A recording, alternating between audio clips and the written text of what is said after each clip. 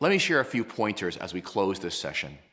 Listening incarnationally may feel like a straitjacket at first, even forced. But remember, these guidelines are like the training wheels of a bike. They are necessary when you begin learning to ride a bike.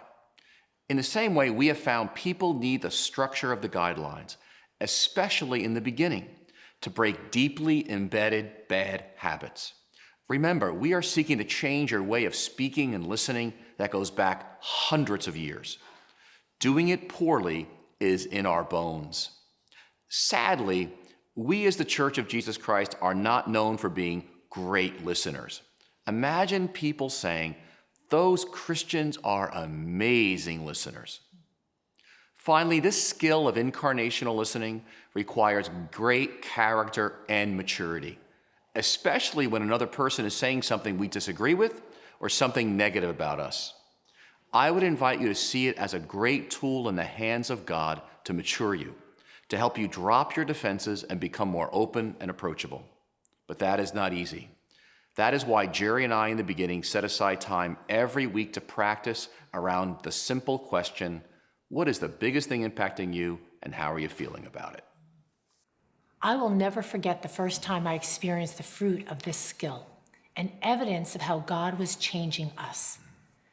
Similar to what you did today, Pete and I sat and practiced this skill on several occasions. Then one day, I was at the kitchen sink and Pete walked in and asked me a question. He wanted my opinion about an issue he was struggling with related to church. In the past, he didn't really want my opinion. It was just his way of processing out loud. But on this day, he looked into my eyes and was very present with me. He said, "I really want to listen to you. Your thoughts and feelings really matter to me." I almost fell on the floor. I was grasping that this wasn't just an exercise anymore, but something profound was changing in him and in our relationship. It was a very holy moment. Again, this is not a problem-solving skill. To fight cleanly is the 8th and final skill you will learn in the course. The greatest gift we can give the world is to love people in the name of Jesus. And make no mistake about it, that requires listening. Jean Vanier, the founder of the Law Arch community, said it best after his lifetime of learning about love in his work with people with severe disabilities. He said, "To be in communion means to be with someone, accepting people just as they are, with all their limits and inner pain, but also with their gifts and their beauty. To love someone is not first of all to do things for them, but to reveal to them their beauty and value, to say to them through our attitude, 'You are beautiful, you are important.'" And friends, listening is one of the greatest ways we can do that.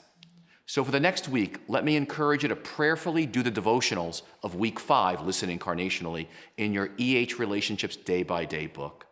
They complement beautifully what we have done in this session. I want to emphasize, not just do the devotionals as a checklist. The purpose for them is for you to meet the living God, being present to Him who is present to you, listening to Him as He listens to you.